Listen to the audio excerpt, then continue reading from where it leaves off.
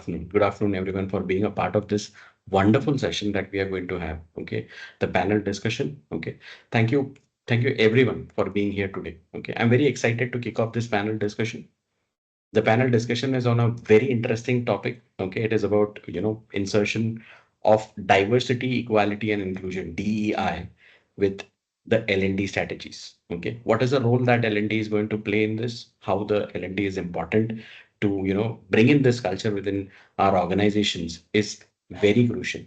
It's a very timely sort of topic, and it is equally a crucial topic for today's world. It's a very crucial topic for today's world. As we gather, it's important for us to understand, with DEI. I'm not saying that you guys are not aware about DEI, but I would like to definitely tell you, we are talking about three very important words which are going to be a part of our organizational culture, and it is supposed to be a part of our organizational culture. Starting with diversity, okay, which covers variety of difference among people, which includes races, ethnicity, gender, sexual orientations, and more. Whereas the second word, equity, is ensuring everyone a fair treatment, access, and opportunity, you know, tailored to their unique circumstances. That's what is very important. Tailored for their own unique circumstances is something which is very important. Lastly, is about inclusion, is about fostering a culture where every individual feels valued and integrated into the community. This is what we are going to talk about. When organizations that prioritize DEI initiatives are striving to address, you know, systemic inequalities which are there within the system. Okay, creating a workplace where all employees can thrive. These involve intentional efforts such as inclusive into recruitment, workshops, and mentorship programs. That's where our heroes come in. Okay, we are talking about our heroes means the learning and development team. We all are part of our learning and development teams in some or the other organizations. The team plays a very crucial role in building a culture of diversity, equality, and inclusion within organizations. And I'm glad that our esteemed panelists who are there in the forum right now are with the same thought process and they are in the same field. I would like to welcome our panelist over here, starting from the first panel, that is Ashna Kapoor. Ashna Kapoor is a seasoned learning and development professional with strong background of fostering talents and driving organizations growth through effective training strategies and expertise in designing delivering comprehensive learning and development programs. Well, she excels in exchanging employee skills performance. Ashna experiences a span of various industries, and she has successfully implemented innovative learning solutions and focusing leadership and multiple other things. Welcome, welcome to this particular panel discussion. It is very, very important kind of discussion which is there that we are going to have it with you, Ashna. Thank you for being a part of it. I would come to the next guest, that is Lakshmi. Lakshmi Pavni, a proven leader with more than a decade of experience and optimizing operation driving strategic growths. Okay, she has a remarkable ability to build high performance teams, streamlining processes, consistent delivery, and lot many other things pertaining to the learning and development tracks itself. Well, she is a part of different organizations. She has worked with multiple organizations, Lakshmi. Lakshmi, thank you very much for being a part of this particular panel discussion. We are very great that, it is a great thing that you are a part of this discussion. Everyone is a part of this particular discussion. Thank you. Coming to the last, but not the least, is Palak. Palak comes with an extensive, versatile experience of around 2 decades. She's a global director to an organization that is Cyrus right now, and she has worked in different sectors, different domains, and multiple other areas. She's a people-centric leader with extensive experience in training contents, change management across various domains. Okay, she has been a part of multiple organizations. As I told you, more than 2 decades of experience, it itself is a big thing to have, and she is a part of our panel. Thank you very much, Palak, for being a part of our panel discussion. And thank you very much, everyone over here, for being a part of our discussion itself. So here it is. We are moving into our panel discussion. I've already given you an introduction, what exactly we are looking out for, what are the things which are there and all. Okay. I'll tell you one thing. You would have seen in the invite also that this entire panel discussion has actually been divided into some segments. So I'm starting with the first segment, that is, understanding the DEI in learning and development. Okay. What is DEI and how it is there in the learning and development part of it? I've given you a glimpse, but we have our panel available over here who can give you a much better understanding on that particular area. I'll start with the first question with Palak. Palak, I would like to understand why is it important to integrate DEI principles into learning and development strategy, Palak? Thank you for the question, Milan. Am I audible? Yes, you are. Thank you. And thank you for the introduction. Um, I don't know how much time we'll have to say this, but I'm sure my co-panelists will agree there isn't enough time to talk about how much L&D is waiting to impact DEI, because it has to start from a place of being able to learn. It cannot be one, it cannot be an initiative. It has to become a culture. It has to become a way of being. And historically, it is the learning teams that are responsible for ensuring that any uh, aspect that we want to culturally impact comes through the learning. Because if you're not aware of what it is, then how are you going to make it a part of your culture? Learning teams are also the ones that interact with all incoming employees. So they get to then uh, make them aware right in the beginning. Let them know what diversity, equity, inclusion is, what it means for this particular organization. So of course, while they need to be impacting existing employees, it also lets them impact the ones, or make aware the ones that come in. uh, Extremely crucial for L&D initiatives to have a flavor or a theme. And honestly, I think the words flavors and themes should not be used for DEI, because it needs to be a way of living and not just something we do. It's not a buzzword. But for now, where we are, we're starting out in a way, we're in very nascent stages. I think that inclusive environment, it'll make everyone feel valued. Our scenarios, our learning sessions, our leadership development programs, all of them are currently limited to a certain norm, a certain kind of leader, a certain kind of way of working. We need to expand those horizons. When we're talking about how are you going to do this, it needs to not be these 5 ways of doing this. We need to expand to include everybody else. We know working women, we know different cultures. We need to go beyond and bring that in learning. So people are able to then include this in their day to day workings. And then we can track that as well. Uh, that's how I think we'll be able to impact so critical. But I will open it to my co-panelists to add. Wow, what a way to start. Okay, so that's something which is very it's a kind of impact that's created. It's not a buzzword, as you rightly said. It is not a buzzword which is there. It is something that we have to live with. It is something which we have to take it with us, that this is how the things are, and we have to take care of these areas. Okay, we have to make sure that the things are helpful for them. Or, people who want to, they are equally a part of the society. They are equally a part of everything what we are doing, right? So they have to be a part of each and everything which is there. Okay, that we are going to have it for Lakshmi. Lakshmi, I would like to have, you have been experienced into multiple areas. I would like to have an understanding from you. That is, can you share an example, how DEI has positively impacted learning and development outcomes in your organization?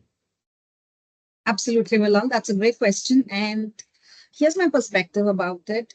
In our organization, which is ZF, where I work, ZF India Private Limited, we have seen significant positive impacts on learning and development, especially outcomes through DEI initiatives. For instance, we have implemented inclusive training programs that cater to diversified crowd. When I say diverse, it includes a diverse learning styles and needs. As a result, where all the employees, regardless of their skills, we have been a platform where we given equal opportunities to learn, to upskill, to grow, which eventually leads to a confident workforce. And additionally, at ZF, we have developed leadership programs specifically designed to women and men leaders.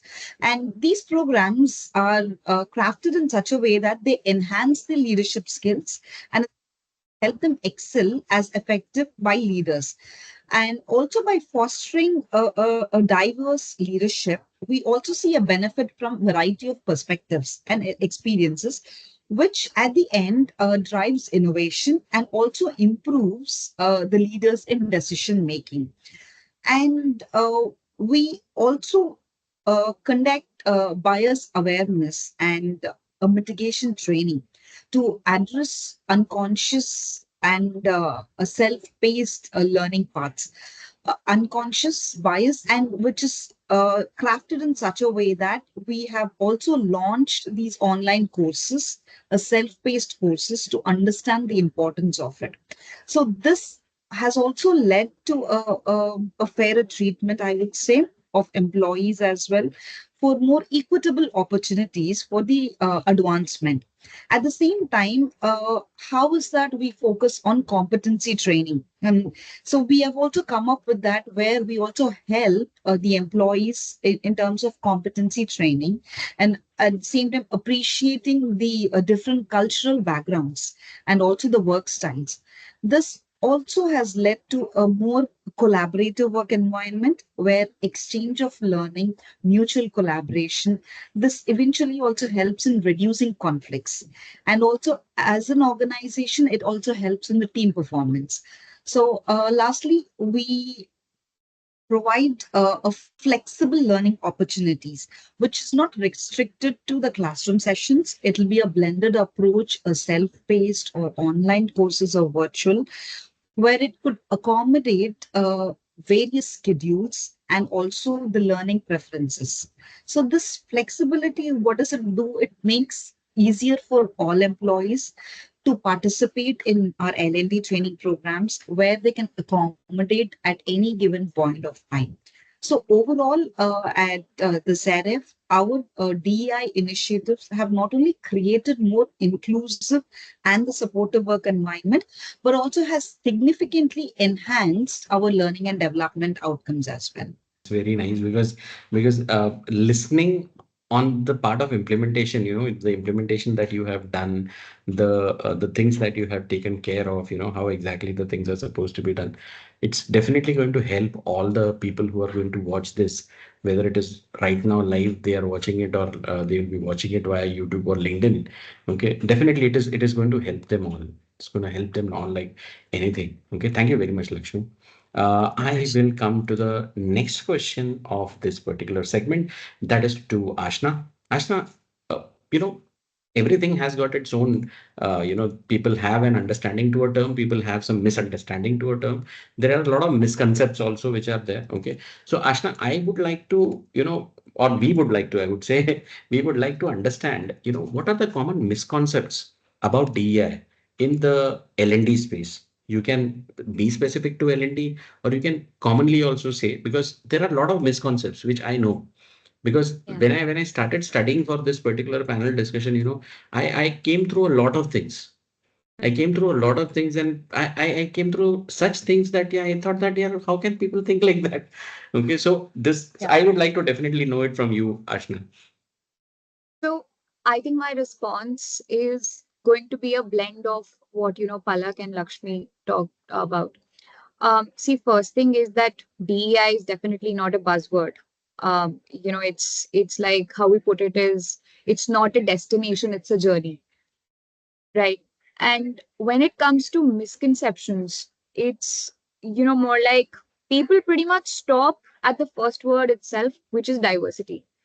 And if we look at a bigger picture, we see that if an organization, not just mine, not just the big fours, every organization, it is a mindset that if we've hired from different backgrounds, our role towards DEI stops there. We've done our part, we've played our role, and that is all. But we all know it's not like that. It has to be a continuous sort of a thing. Then again, when it comes to the overall picture, or maybe more specifically towards the training and development, people think that one training from a compliance standpoint, or on day one or day two of your joining, a training session of maybe 2 hours and followed by an assessment, it solves the problem, which it obviously doesn't. it again has to be a very continuous effort wherein the Kirkpatrick model, which we know of, it has to reflect in the behavior of the people, how they're actually applying it in their day-to-day job. And I mean, more specifically, diving deep into the content of the training, one size fits all is not how this thing works. When we talk of different demographies, when we talk of, different regions, when we talk of different teams, as a matter of fact, the content of the training or what is being preached has to change because we are catering to different sort of audiences, and we have to be very sensitive of, uh, you know, what is being discussed and what is being, projected on people. So I think these are some of the misconceptions, and um, it's like a very stagnant activity a lot of times that you maybe update the content of a training in maybe 6 months, and that is all. But it has to be more frequent.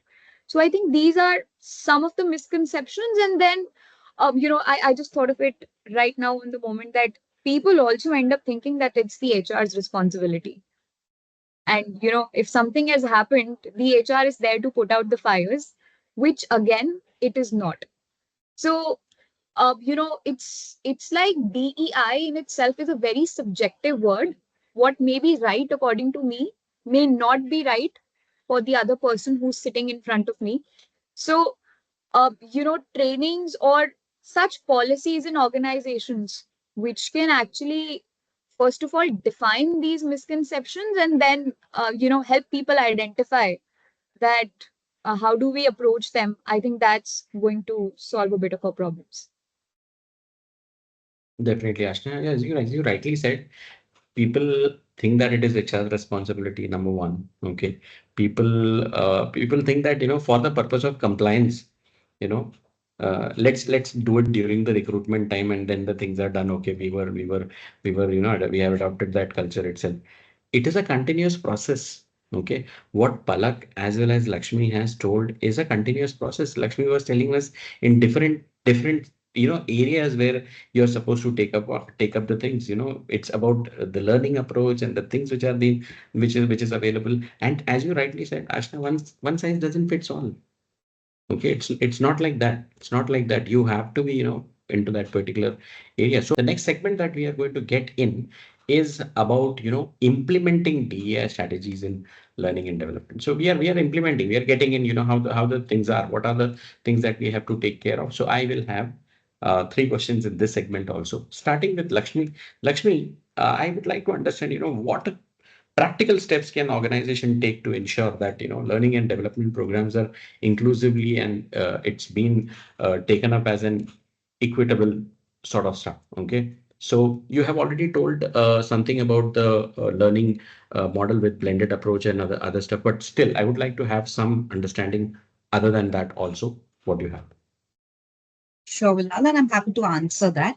So, to ensure learning and development programs are inclusive and also reasonable, where organizations, I would say, must start by conducting a needs assessment to understand the diverse needs of their respective workforce and how this has to be done. You have multiple ways where we do it, but commonly we use through surveys, or it could be done through discussions or through focus groups. By doing this, we at least come to, if not a conclusion, we will have a foundation on how we can start working towards it.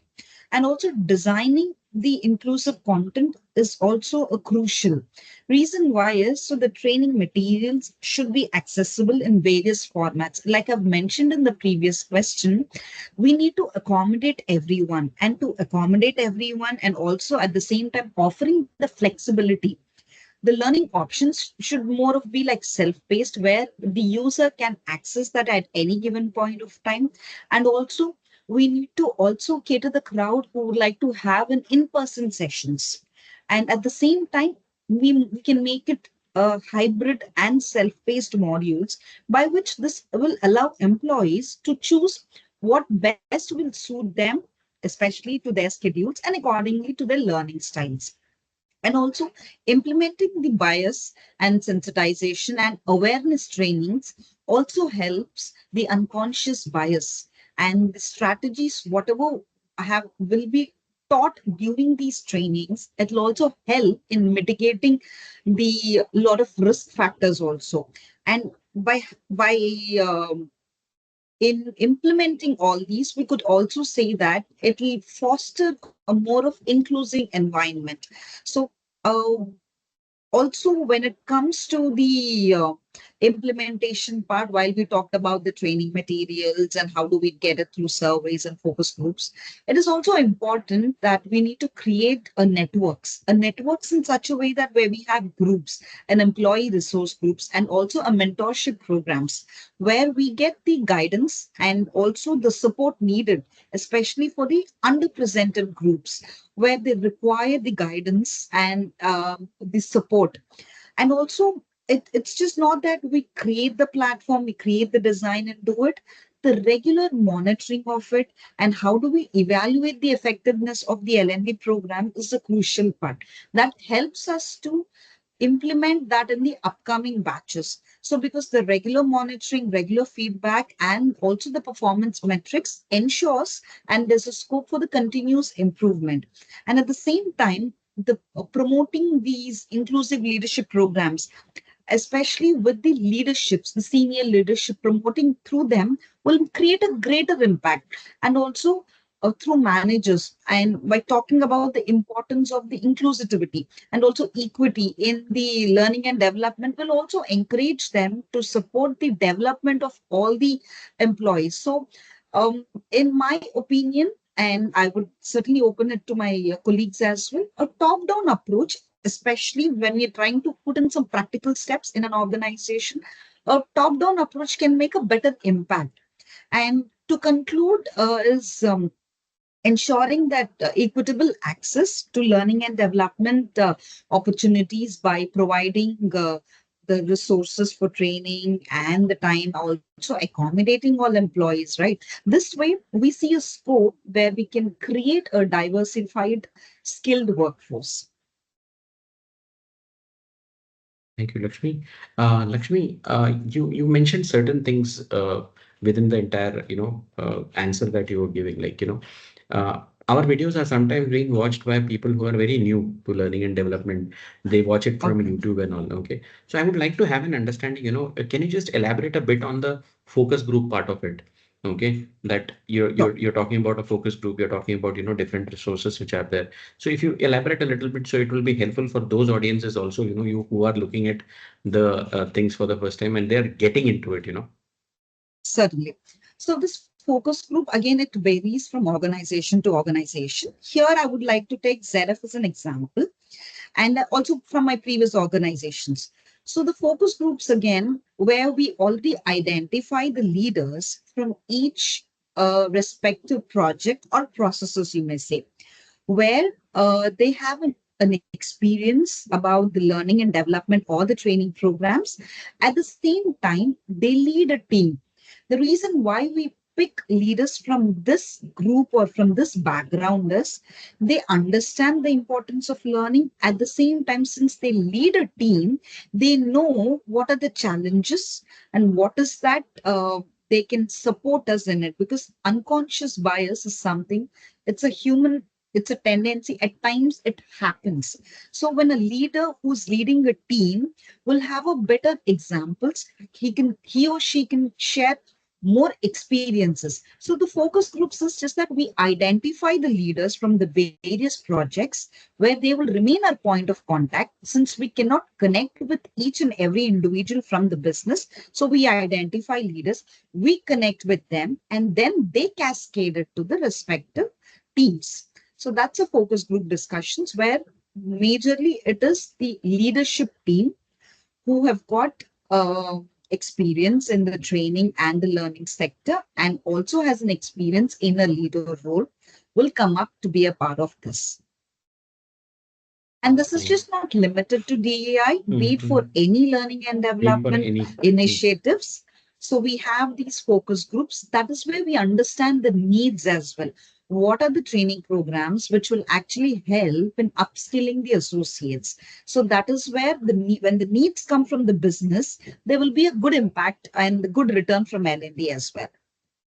And as you rightly said, it is actually a top-down approach which is going to come up, right? So, people, leaders who are there in that particular group, they are actually understanding the need and getting the things done.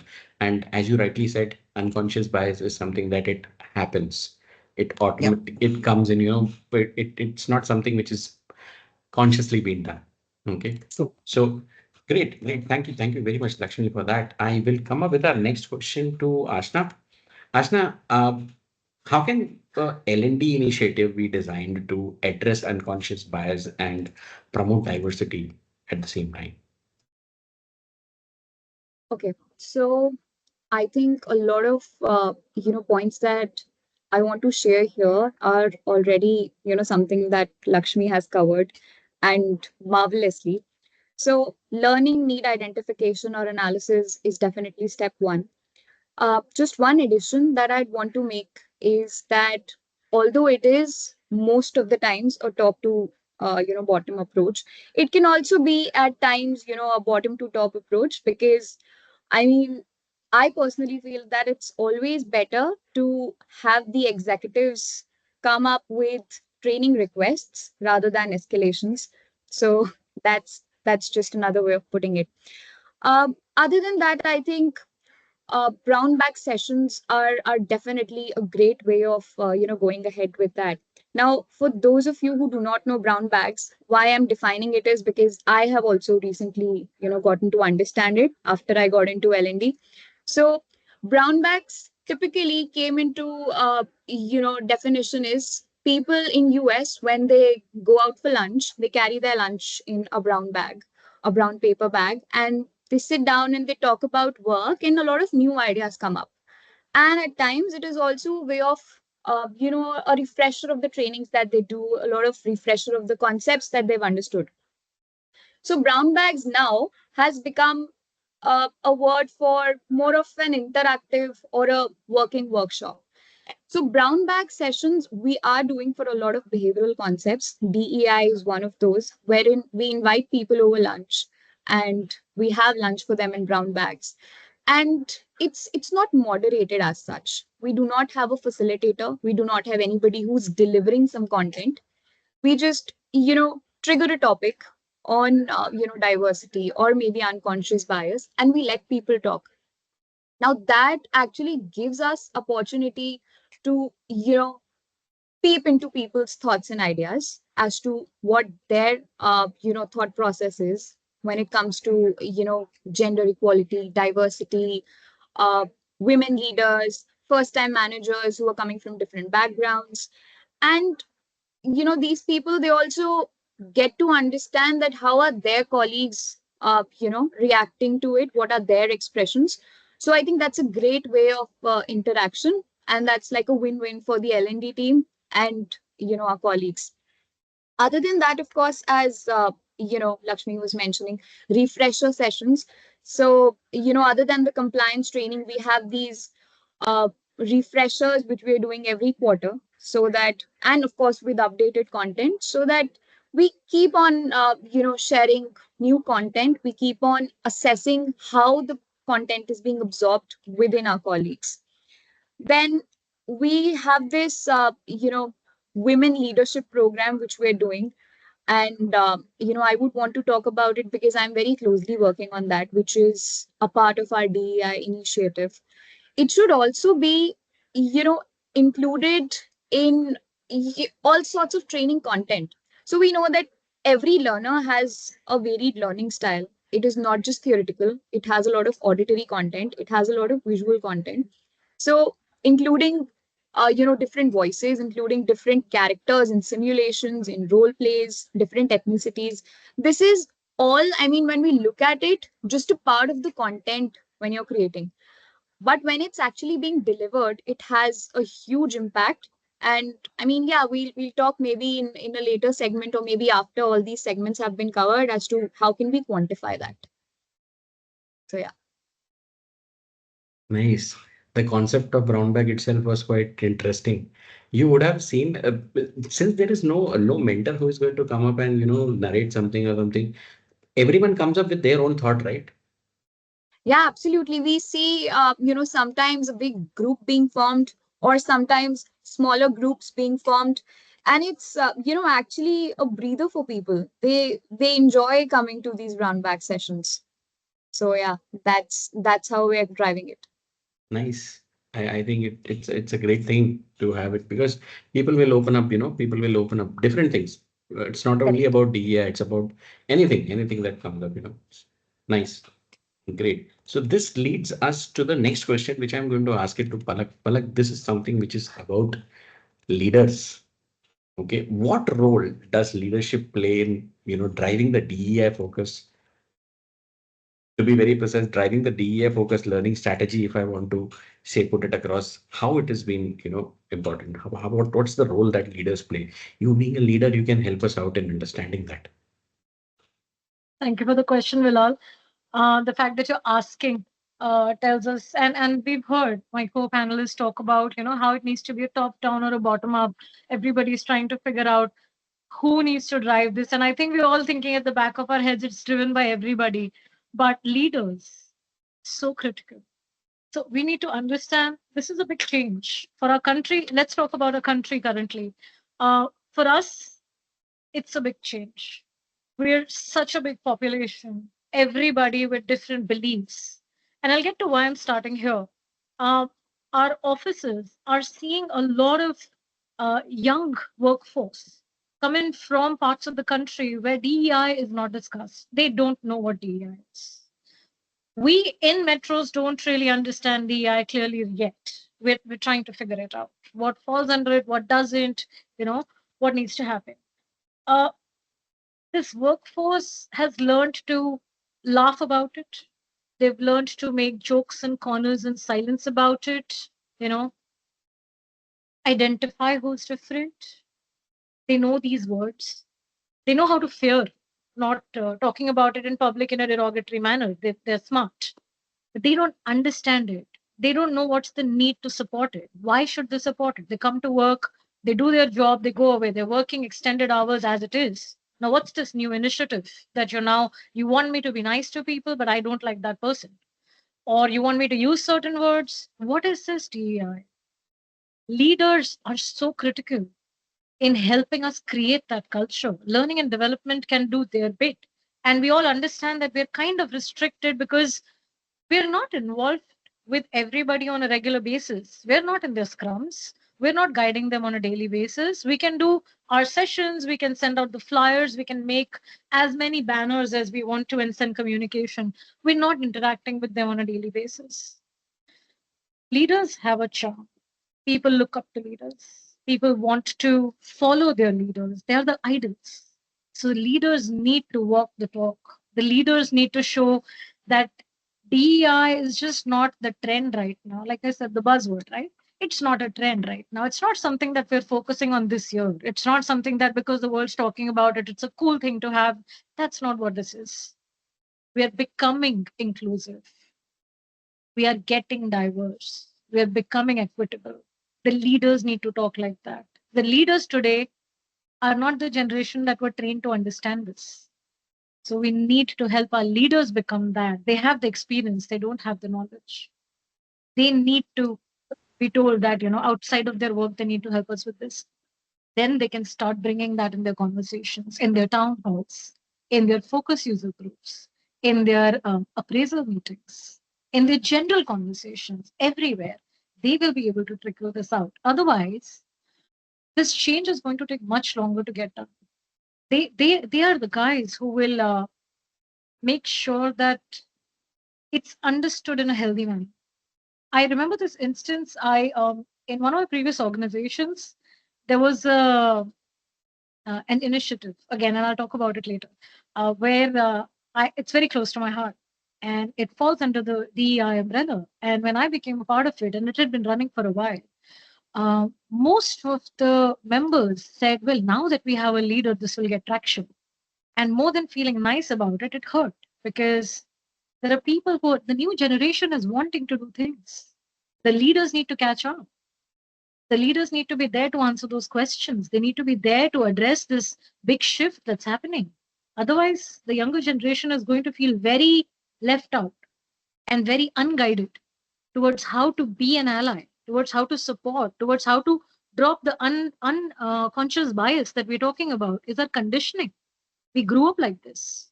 We didn't Sure. realize we were growing up uh, biased. It's the leaders who will help us change. I think I have too much more to say about this, but I'll stop. Definitely, yes. Palak, it's the leaders who are going to, and that's where, the learning and development team comes up. Programs that will help the leaders to understand this. They don't come from that, as you rightly said, the generation which is there, they want to do it. The leaders are not able to answer that particular stuff. That should not happen. The learning and development team comes up and says that, okay, we can give you an understanding. We can give you a training which is there. We can give you a mentorship program which can be done, which can help you to understand that how exactly the things are. Okay. And what is that we are looking out for? Definitely. This is a really interesting segment that we have just finished, that is about, the implementing DEI strategies. So I am now getting into our third segment of our session, which is measuring the impact of DEI initiatives. Now, it's very important. We have been a part of organizations where measuring things is very important. Every single thing is going to be measured. People will talk about ROI. People will talk about. We had interesting sessions previously about learning ROIs and all those things. I don't know. I should talk about measuring this or not. Okay, but unfortunately, this is something which has been asked. Okay, which has been asked. We will ask for these aspects itself. So that's why I'm talking about measuring the impact of DEI initiatives. Okay, uh, Ashna, the first question is going to be for you. Okay, Ashna, what metrics and KPIs should organization track to measure the impact of DEI in learning and development? So I think when we say metrics and KPIs, it definitely has to be included in the organization's values and policies, because it's quite obvious when, if a person comes to me and says that maybe I'll evaluate based on these parameters, I would go ahead and question them as to what are you doing for me when it comes to the same, elements. So it has to be a two-way approach. But yeah, I mean, when it comes to, the metrics and KPIs, I'll just stick to the question. What we have done here at Incido, first is that we have working as one global team which talks about DEI as one of our core values. We have 8 core values, and working as one global team is one of them. Now, it being a value, how are we implementing it or how are we quantifying it? We have made that a part of, the performance evaluation system. So each employee, when you look at their goal sheet, this particular value holds a good 10 to 15% of your annual performance review. So your behavior throughout the year, how you have worked across teams, how you have maybe said a few terms to people will be evaluated, and then of course we all know what PMS does further. So this is one. And then there are a lot of programs wherein we are collecting instantaneous feedback. Towards the end of the program, we are collecting feedback, and we understand that what is people's review and how are they finding it, if it's even impactful, what is the effectiveness. Because I could go ahead, I could invite an external expert to talk about these terminologies, these jargons, but then if it is not being absorbed by people, my whole effort is going down the drain. So we have a way of quantifying this feedback as well, wherein we have certain terms and then we convert those into numbers. So that's how we're putting it into the form of metrics. And we obviously have ERGs, and we're collecting all of that data, again converting that into numbers, so that forms a big chunk of information or data for us when we are, with the leadership, and we're trying to figure out, the programs, be it the technical ones or the behavioral ones. So I think these three major ones I'd like to talk about. And why three? Because three is a number that sticks. So yeah. Okay. Okay. Great. So I'll get into the next question. Okay. Palak, the question is for you. Palak, can you share a success story where DEI metric significantly improved the learning outcome? Um, significantly improved is an interesting statement, but it did improve. Let me talk about it. So I Fine. did have so L&D always has this uh, bit where they need to create leaders that are, there's male leaders and there's female leaders. Enough women leaders are required, right? The balance. Now, I was with an organization where the target was to create more women leaders. Why aren't there enough women leaders? It's not for lack of opportunities. So we dived into what was really happening because the hiring was for enough women and there were enough women reaching a certain grade. But then we realized that after they started families, a lot of women dropped out. And this was an organization that had a lot of support system around women who are on their maternity leaves, women who are going away from work and coming back, but it wasn't formalized yet. So what happened is that we had an ERG, and I was co-leading that. It was to help or support or design learning initiatives for women who were coming back post maternity because they felt alienated in terms of what's happened in this much time because work moves really fast. So you feel like, wow, wait, everything moved ahead and I really don't understand what's happening. So there's this huge gap that I have to bridge while I'm taking care of my newborn, while I'm understanding how to be a new mother. But I also want to go back to how I was performing earlier because I have a career that I want to take care of. So it's a big step for someone to take alone. So we had this ERG that was created where we specifically focused on having women who had been mothers who came back from their maternity leaves and got into their careers, back into their careers, and how they managed, how those early few months could be managed. They would mentor these new mothers. They would actually even mentor them while they were gone away for maternity. So it extended beyond this is how you manage your career. It was more of, listen, you're going to be a new mother. These are the things you do. It created a lot of um, strong support systems. It created a lot of peripherally, actually, this was a fringe benefit. This created a lot of uh, love towards the company because you're helping me with my career, and it's not that I have to figure out everything on my own, and you're also helping me with how to be a new mom. So this uh, specific metrics that we had to create more women leaders at a much top layer helped us look at where were the women leaders falling out. What can we do to help them refresh their skills, help them get immediate downloads? This is where your projects were, this is where they are. So there would be a specific meeting held in the first week of their return where they'd be given all downloads. They weren't expected to do work. So they were learning, they were relearning, and then they were starting to work. And then their performance parameters were also a little more conducive to success rather than let's start running, because that's not what can happen. Things have changed. So this was really nice because we started seeing a lot of young girls. When we talked about it in induction, you could see them go like, okay, that means I can plan a family and I don't have to drop out of the work culture. I can still have a career. Or, because I'm career oriented, I don't have to give up on that dream and make it later. I can have it when I want to have it. These kind of light bulbs started going out. And it's just a fabulous feeling to have.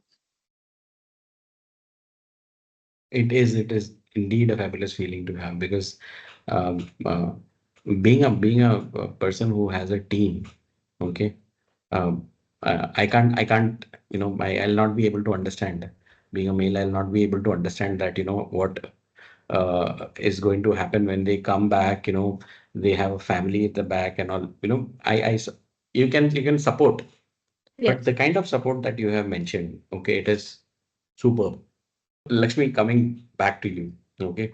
Lakshmi, Mhm. how can an organization see? We are talking about feedbacks, we are talking about feedbacks, we are talking about things, how to understand that the things are going good and all. So I would like to understand how can organization use feedbacks from employees to refine their DEA and that can form the strategies for learning and development. Can you put some Right. light on that area? Absolutely. Thanks for the question, Bilal. To really refine our DEI and L&D strategies, we need to take a close look at the feedback which we get from our employees. I think one of the common steps is we know through surveys and one-on-one conversations. So this feedback helps us understand where our L&D and DI efforts are going wrong or might be falling short, and in what specific areas where we would need more attention. So it's just like having a roadmap that shows us what's going well and what are our area of improvements. And we can also use this feedback to make our training programs, the content of the training programs more relevant. Like Ashna mentioned, if it is coming from the employee's mouth about what specific training topics or what specific training needs they are looking into, we can develop a targeted workshops or we can develop a training content based on that. So this ensures that our training isn't just generic. Again, we actually meet the unique needs as well of the different groups within our organization based upon the employee feedback. And another important aspect is how do we measure it? Measure the effectiveness of our L&D initiatives and the DI initiatives. So one is like we mentioned by reaching out the employees on how well they think these programs are working and how we can, so that we can gauge their impact and make necessary adjustments. So this ongoing evaluation helps us stay on track, and also it'll there's a scope for the continuous improvement as feedback helps us in enhancing the inclusivity as well. If the employees from specific groups feel that okay, they're not being fully supported or they're not included, or their feedback can guide us in making the changes to our practices and also maybe policies as well. So this way they will also feel their feedback is valued. Everyone, all the associates feel that it is valued, and which is also crucial for a positive work environment. Because creating a culture of the continuous improvement is a key. And when we actively seek out on the feedback, we can show a commitment where which will also help in enhancing our strategies. So this will not only build the trust with the employees, but it's a way where we keep them engaged and we can have their time invested in our DEI and the L&D efforts and the initiatives. So, so when it comes to these feedbacks, it's always good that we set some benchmarks for it and accordingly track and get the insights out of it.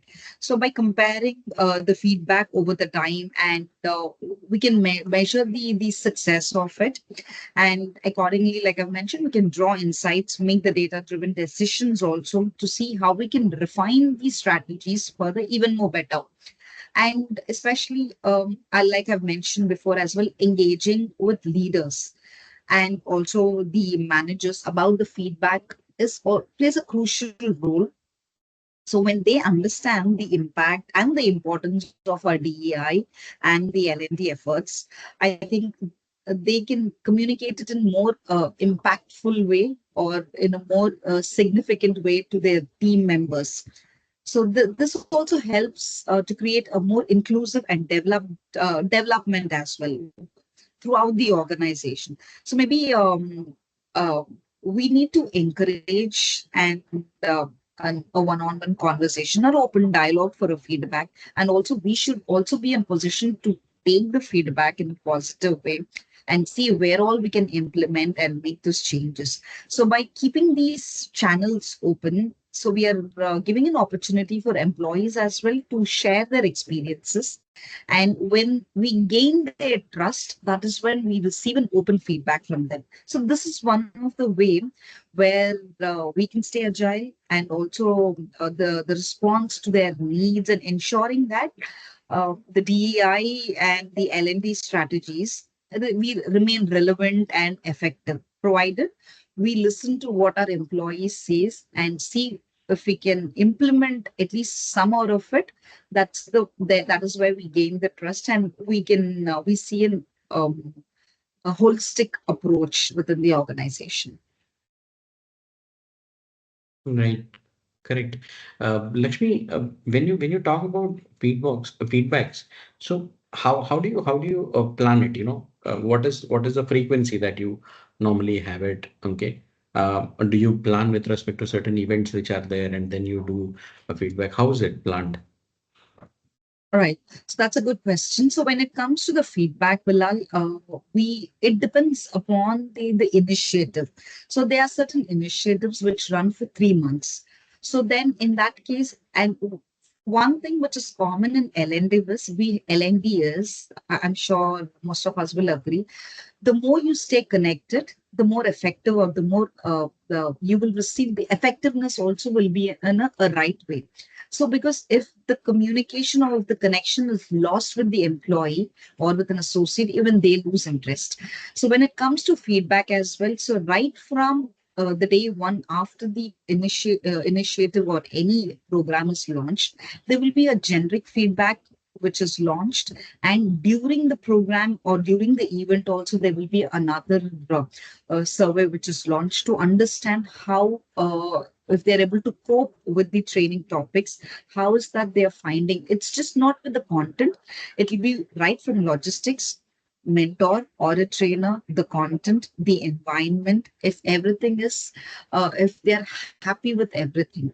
So these questions, whatever the feedback questions revolve, it is just not pertaining to L&D. It covers the entire thing about right from the logistics until the facilitator as well. So there are certain feedbacks where, and we also ensure that we push a lot of associates to give feedback. So that's a tedious task. However, their feedback is really important for us. So that is where we follow up a lot, and we ensure that we get a maximum response from them. So that is where we derive the insights and see how do we take it forward. And again, like I've mentioned, for certain programs, if it's for 3 months, again, there will be a feedback in the second one, and there will be a feedback at the end. And during the closing, apart from the regular feedbacks through Mentimeter or through MS Forms, we also have an offline talk with the associates within our L&D team. We reach out to the associates, and we also have a casual conversation to understand, because not everybody will feel comfortable to jot it down or to mention it on the feedbacks. So we have an offline talk also to understand how is that if the trainings are actually helpful or beneficial. So these talks, when we had these talks, believe it or not, Bilal, we had a greater response where most of the associates have opened up and told what are the flaws, what is that we could improve. There were many instances where we have implemented that, and when they have attended for the future sessions, they have come back to us and told that we are happy that you have taken our suggestions. So feedbacks, we ensure we keep it recurring, and depending upon the initiative, we reach out to the associates. I hope I've answered your question. Definitely yes, definitely yes, Lakshmi. Lakshmi, so the entire thing, that the crux that I was able to understand is that feedback is like, beginning, mid, and the last, which is there. The frequency may change because of the duration of a program, the type of a program, and all other thing. But you keep in touch with the audience. You keep in touch Absolutely. with the Yes. participants so that you Yes. can always be with an understanding. And I like that point very much, which you said that uh, everyone don't write it down. Mm. Okay, everyone don't come up and write it down. Okay, looking at we are a training organization. So being a training organization, every single training we are taking feedbacks. We come to know that people come up and say that we are not happy with a particular thing which has happened, but they are not writing it down in the feedback. Yeah. Okay. Our operations team come up and say that why are they not writing in the feedback? So it happens. As you rightly said, Yeah. okay. everyone don't write it down that how exactly it is, and you have a very nice approach to it, that you personally, randomly you get into it and you can ask them that how the things are, and it is a random questioning that you're doing it and you're getting a complete understanding or a complete feedback to the things which are happening. Super. Of our panel discussion, the last segment again will be having three questions, but the segment is very interesting.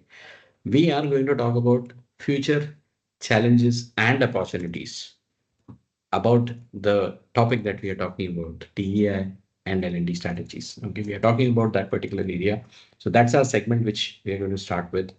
We are going to start with Palak. Palak, I would like to understand one thing from you, that what future challenges do you foresee for DEI in L&D, and how can an organization start preparing for it now? I've suddenly put you in the place of a Joshi, okay, to come up and foresee the things and all, but I know that you'll be definitely giving me the answers to that.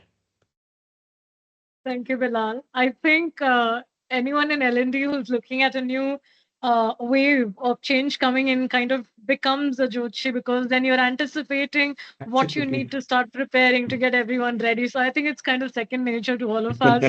We have to get really good at it. True, true. My personally, when I started becoming aware of DEI and started really focusing on it, uh, it surprised me how unaware I was. I thought I knew. I thought I was very aware, but that was not true. So I think a big challenge is that DEI will end up just being an initiative. I mean, the women's rights movement started in the 19th century. It's still a DEI initiative, right? I A challenge would be that it doesn't get beyond that. And organizations really need to take very strong, very serious steps towards it. It should be equal to how much profit we're making. So I think, and it's not just that, it'll stay an initiative. I mean, if I'll take a very easy example. LGBT is what we knew a few years back. It's evolved. It's LGBTQAI. There will be more, right? So the employee demographics, the workforce demographics are expanding. And we are, as L&D, as organizations, still grappling with how to present it right, how to bring that awareness. We really need to pace up. It's a challenge for us to keep up with what's happening in the workforce. The content will need to resonate with everybody, because by the time we've created one version, something else is happening. And we need to now be inclusive, and we need to now be more relevant, because if we are outdated, then they're not going to listen to us, and then we can't make the impact we set out to make. So the L&D professionals need to be pushed to be at the forefronts of understanding what's going on.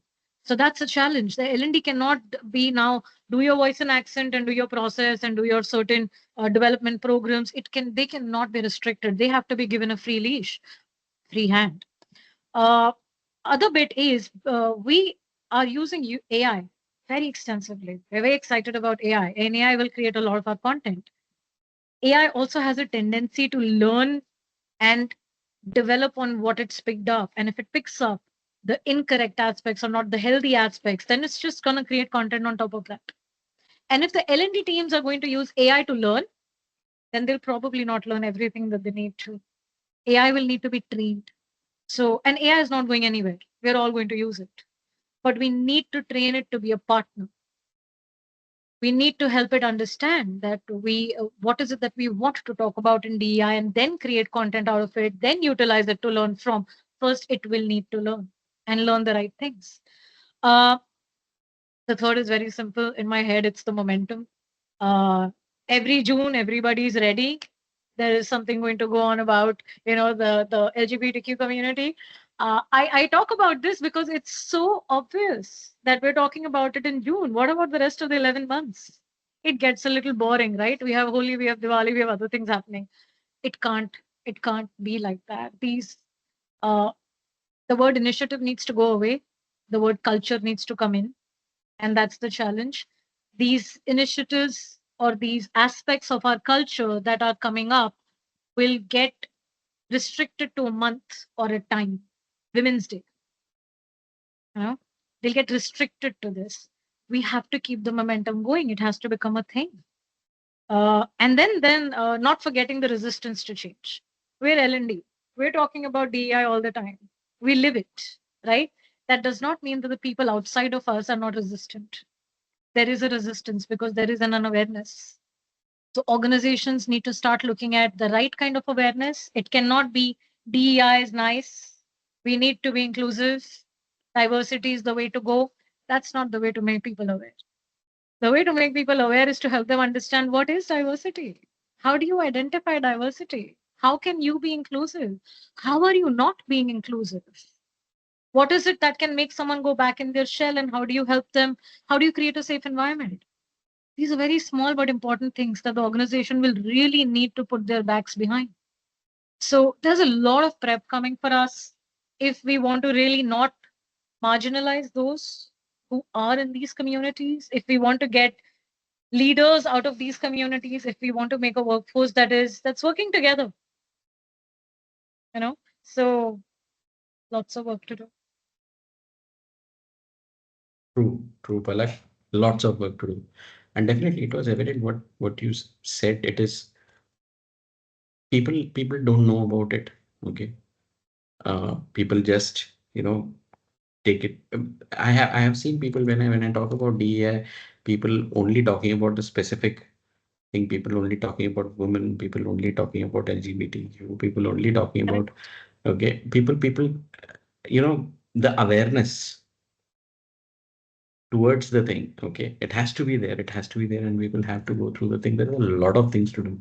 The last line is very much prominent. There are a lot of things that people have to understand and people have to do, and a very clear role that LND has to play in this. Yeah. Great AI part, what you mentioned, Palak, that's absolutely correct. If people think that AI is, someone who is going to steal our jobs. Okay. So No. people come up with that thought process. Okay. You can definitely use AI as an assistant. If you want to make AI as an assistant, you have to, you have to treat, or you have to teach AI Yes. that what is that you expected from it. Okay. You have to prompt it in such a way that you have to get the right results, and it is amazing. It is It is. amazing. It makes your life easy. Okay. It makes your life easy. Not only easy, it makes your life, you have more time to do a lot of other things. You're not stuck in something which, it's a routine task and you have to do it, keep on doing it. There are a lot of things. I'm sorry, I'm a technology guy. I will get into technology.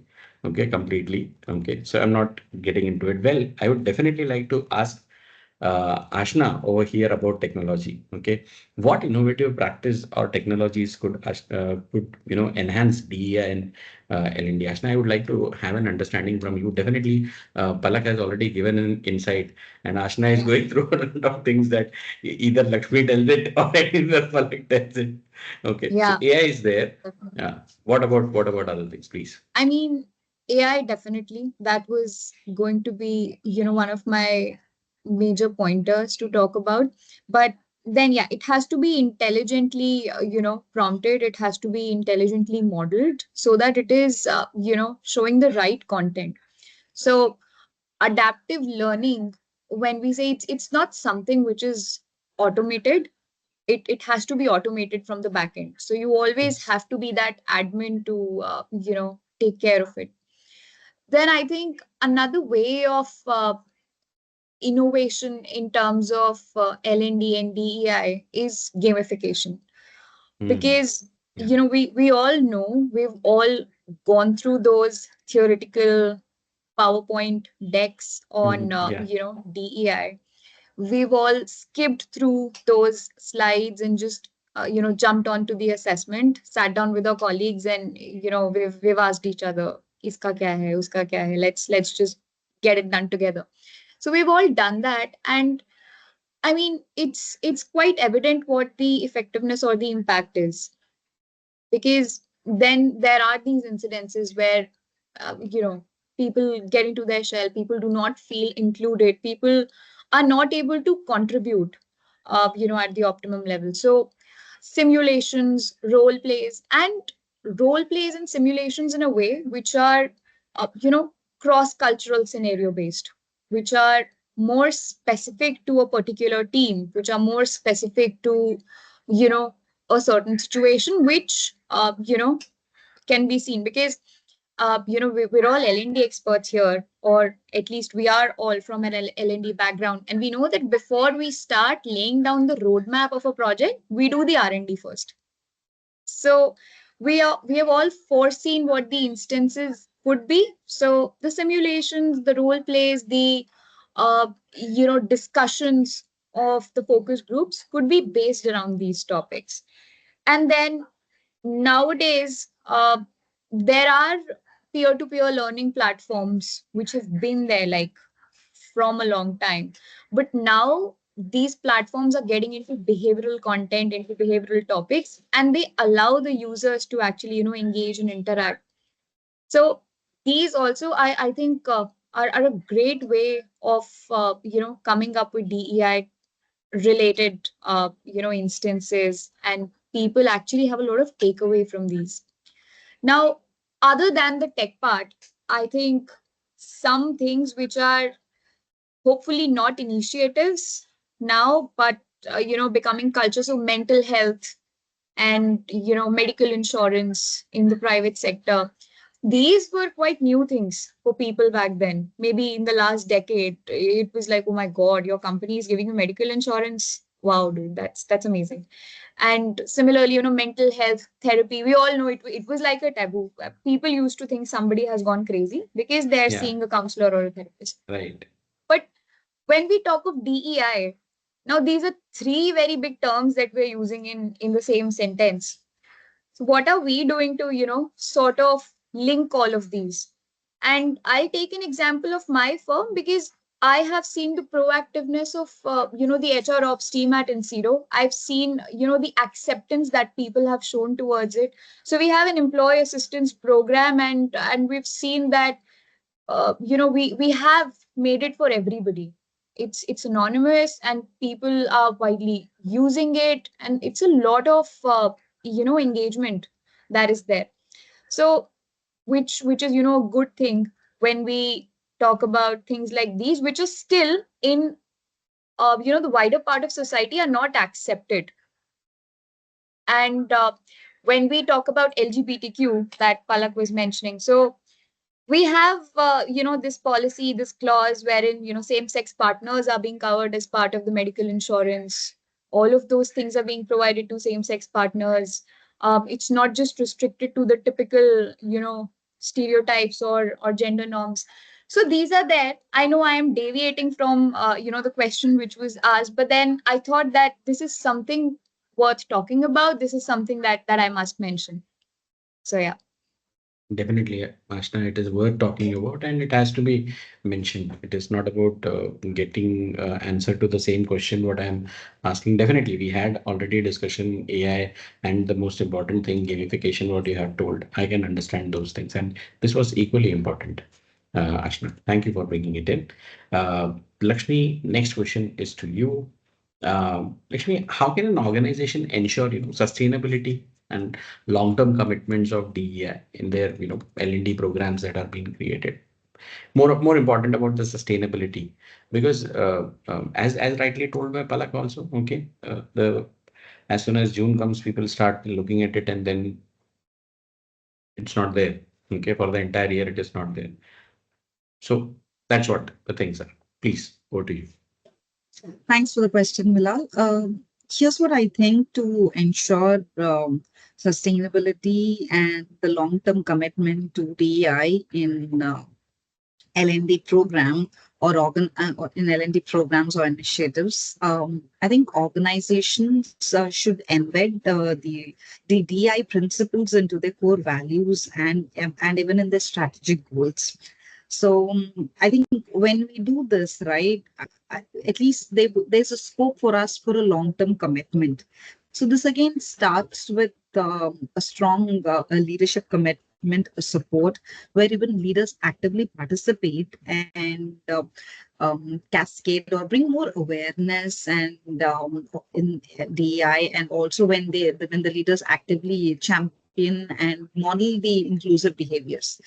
So again, establishing the DEI, we can either come up with a dedicated DEI committee or a team which can help and maintain focus and accountability.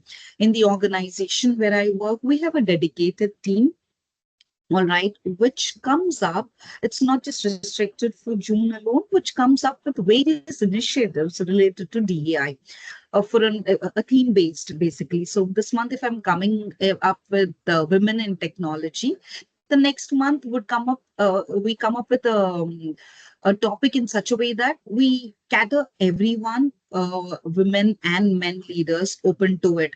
So again, next month we come up with another team targeting another group. So this way, one thing, we keeping the learning journey in a progressive way. At the same time, we are trying to come up, we are trying to bring more awareness through DEI, through the workshops through DEI, and making it more interesting by coming up with any group discussions or a small assessments or a small talks. So these are the initiatives that we do.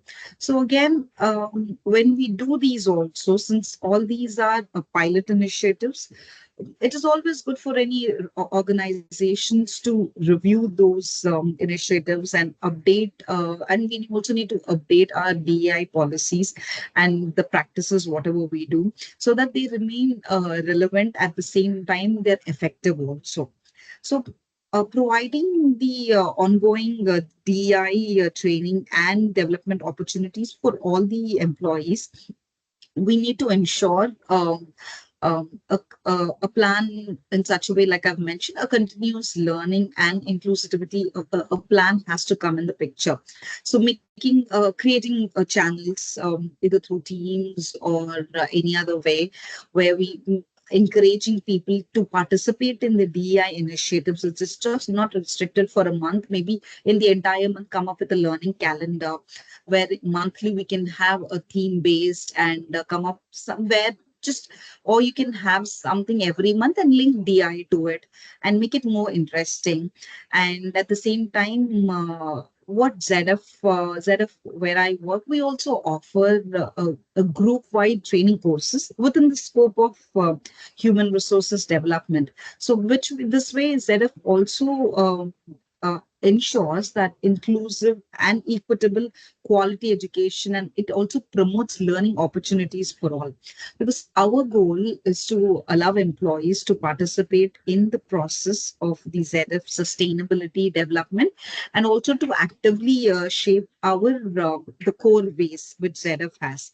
So in because this question, because for now this is what I can think of as we at Zera, what I say, since we are a global player, we believe in its responsibility to promote diversity and the tolerance in its own business and the value of change. So we set a good response example and take a responsibilities as well as we also launch certain courses in the form of discrimination, which is called the Code of Conduct, wherein we make sure this is available in 25 plus languages. And we make sure that irrespective of the exclusion or the age, nationality, everyone, we keep this open for everyone. They go through it, understand the importance of it, and that we also take a feedback from them. So these are the small steps where if an organization can build a sustainable and a long-term commitment to DEI through L&D programs, I think we can make a more inclusive and equitable workplace. So there are a lot of initiatives. Like I've mentioned, learning calendar is something we do, where we bring up a lot of training programs in that plate, where it consists of the business requirements, employee requirements, and we will also have employee well-being, and we will also have DEI programs as well. So we link it in such a way that we give it in an overall a full meal, so that everything is touched, and at the same time, the feedback, like I've mentioned earlier, at the end, feedback is something is very crucial. We take, and accordingly in the upcoming learning month calendars, whatever we release, we make those tweaks to it, and accordingly we publish.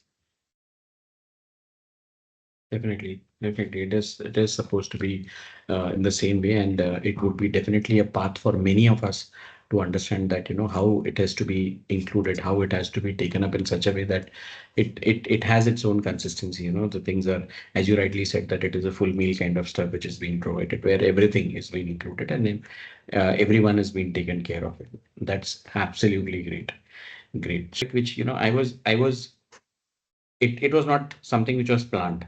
Okay, I was asking as it is, like, it is coming into my mind, and I was asking you things. Some of the things what I have asked, it's completely like, it came to my mind that, okay, how that is, but why this is not, why that is there. Okay, there are a lot of things which came up into my mind, and it was very good session, and it was very informative with respect to the things. Okay, to all three of our panel members, all three of you provided such kind of, understanding with respect to these things, and I'm sure that it would have been informative to the entire set of audience, even for audience who are going to look into, YouTube.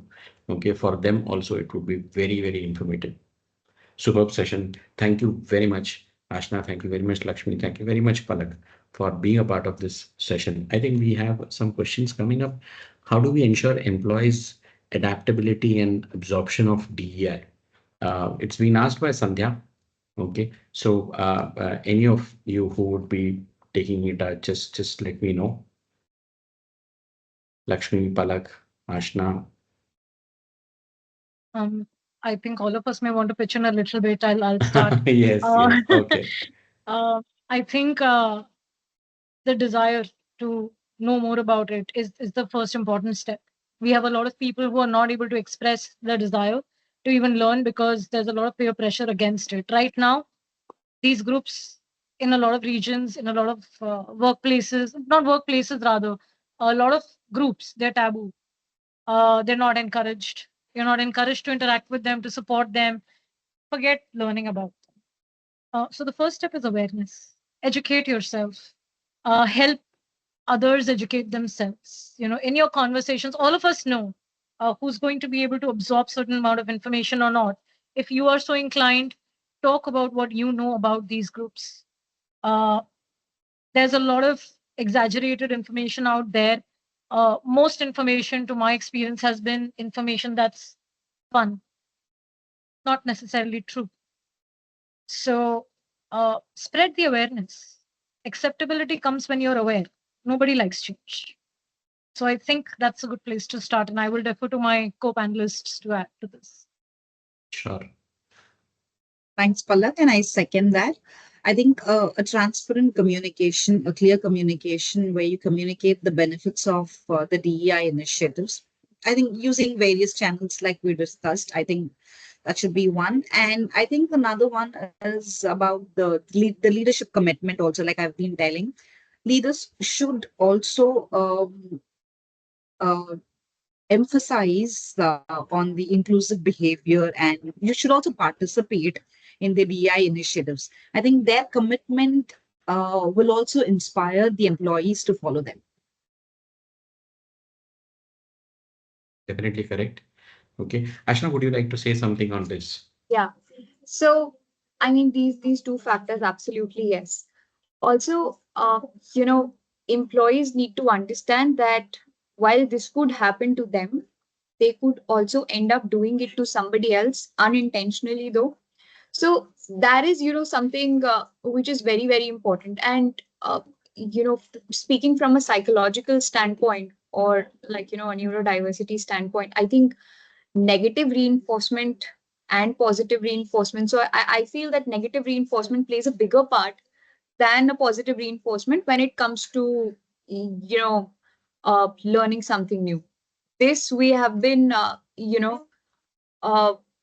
doing from the time we were in school. So if on a certain day your teacher tells you that whomsoever does this assignment first would maybe get some sweets in the class, that would have lesser impact than if the teacher says that whomsoever does not do this assignment tomorrow is going to be standing outside the class for the whole day.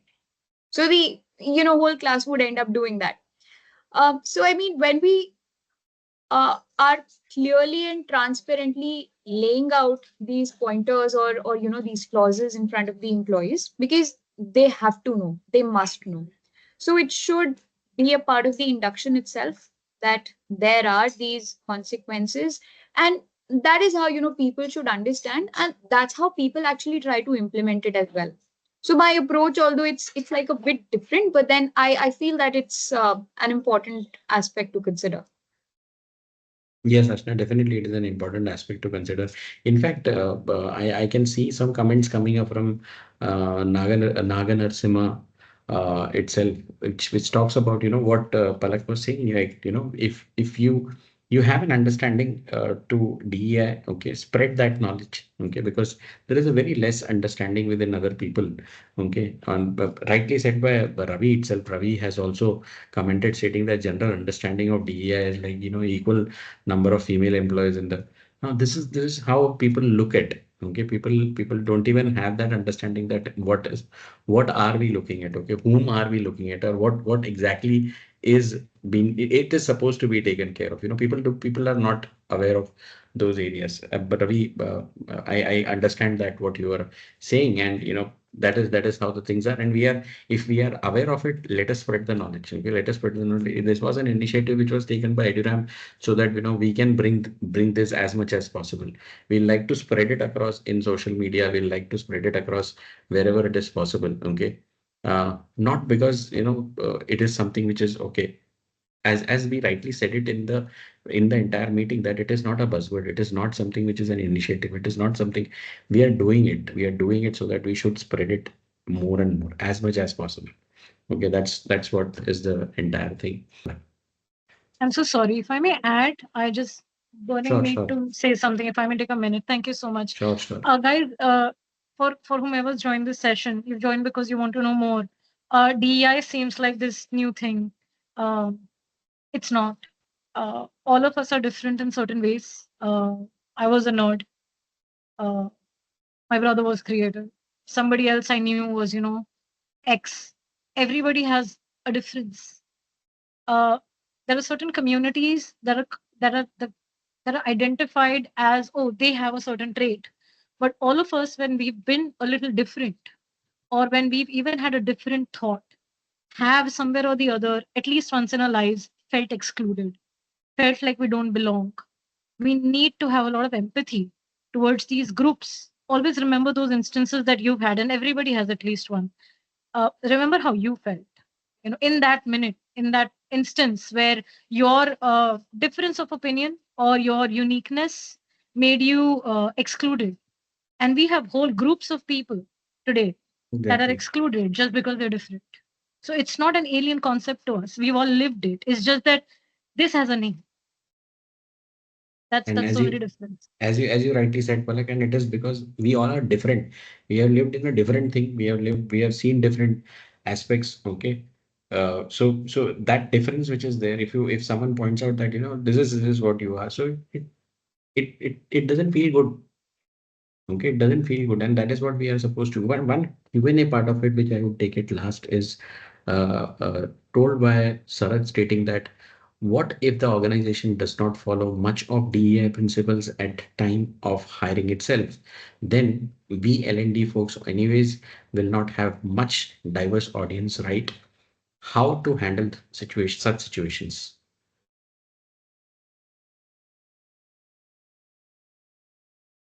Lakshmi or Palak, Ashna, any one of you?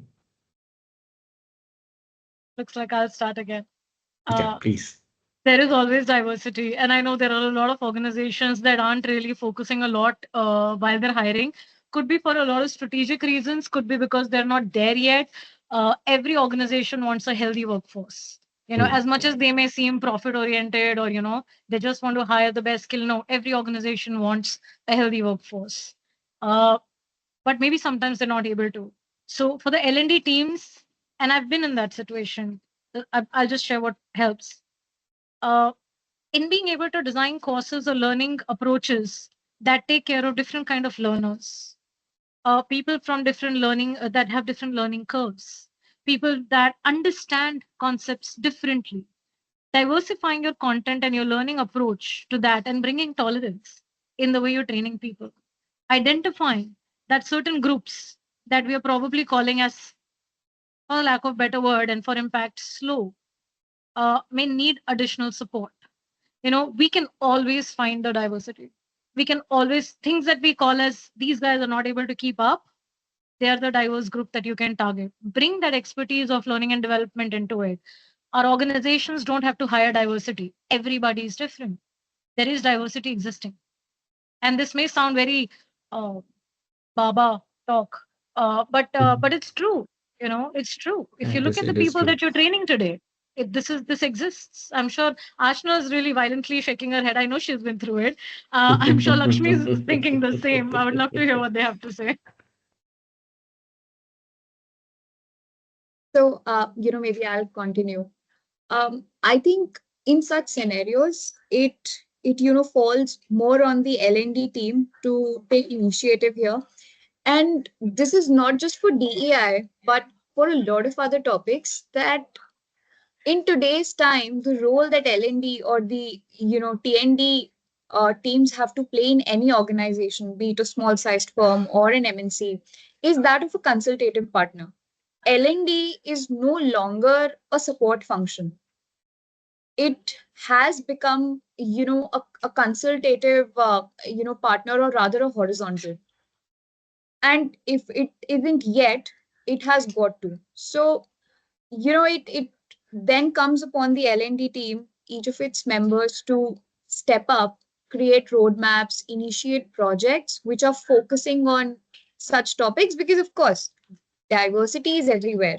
Even if the organization's hiring strategy is to focus on skills rather than the behavioral aspects, it is still going to have some diversity to it.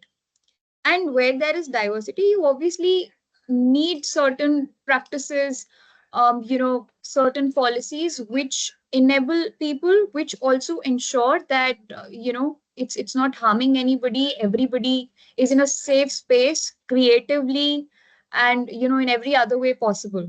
So you have got to step up and make sure that there are programs which in some way or the other are catering to this particular requirement. So become a consultative partner, work towards becoming a horizontal in your organization rather than just restricting yourself to a simple support function. Right, Ashna. There is a question which Faiz has asked. How do we tackle one of the one who is generally close to these conversations, even to initiate a conversation on these lines can feel them a task at a time at times, So it happens, and I would definitely ask Lakshmi, to take it up because Lakshmi, you were telling us you had given us a great insight with respect to the feedback part of it, okay? And you told us, random you going and talking to the people and all other things. So I'll definitely tell you to take it up. Yeah, certainly. So when it comes to the feedback or the communications offline when we connect with the associates, right? So first is we ensure that we create a safe environment, because even when we mention saying that your names or your information is anonymous, still associates wouldn't come up and share their honest feedback through surveys. So first, the reason we create an offline connect to ensure that there's a safe environment, we create that trust. And most important is we start with empathy. We listen actively so that we understand what are the concerns, because the concerns whatever we had received in the past was more even related to content, and a few with examples, a few with case studies. There were a few generic and there were few very individual feedbacks also, where most of them agree but couple of them didn't agree to it. So we have encountered even those kind of feedbacks also, where uh, where associates have, it's not necessary that everybody has to agree to whatever we cater or how the content is created. However, when we create these offline initiatives with them, when we talk to them, when we understand what is their perspective, that is where we also understand that, all right, so that there's a different angle to it also. Why is that we have not taught in that way, or why is that we have not didn't give a think about it? So we connect with them. We again do the background check. We see, because there are certain feedbacks where immediately we cannot give a resolution to it. So we get back to them, we give a promise deadlines, and we again, when we connect with them, we share the updates, right? There were certain cases with the associates there. They were very pretty happy with the solution, and there were certain associates where they were mixed feedback as well, as they were a little disappointed we couldn't implement their feedback or their suggestions or their ideas. So it is again, but however, we were very patient and we were persistent. It was all small steps we have taken, and through follow-ups and through follow-ups by keeping the dialogue ongoing and checking with them periodically, I think we were able to satisfy with them. Thank you very much, I would like to say. Ashna, Lakshmi, Palak, thank you very much. We have extended the event for 15 plus minutes right now. I know each minute is important for you guys also. Thank you very much for being a part of this event. Thank you, Bilal. Thank you. Thank you, Thank Lakshmi you, and Bilal Ashna. and Edira.